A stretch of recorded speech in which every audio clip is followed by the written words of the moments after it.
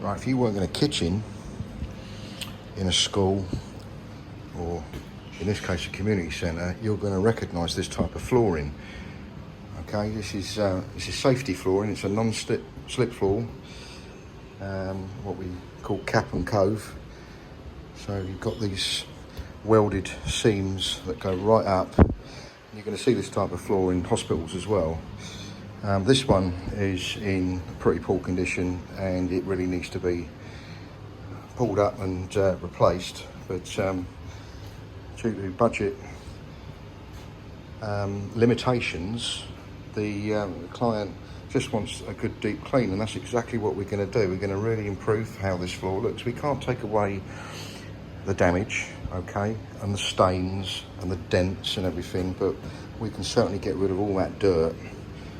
Okay, so we're using our Accenture machine here. We've put microcleanse down on the floor, and we're leaving that to dwell for a bit to do its thing.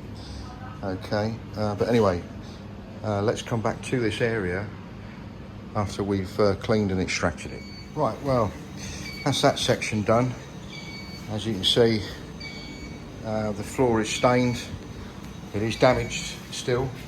The cleaning did not restore the floor, obviously, to a brand new floor, but what it has done is taken all the dirt from the seams, from the welds. Okay, we got right into the corner there. Okay, we can't make a tired old floor look brand new again, but all we can do is remove all the dirt. Product we use has a biocide added to it, so it will kill bacteria and viruses, disable viruses.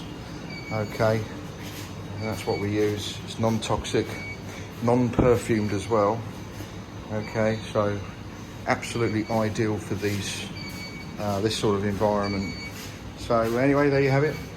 Safety floor cleaning done properly.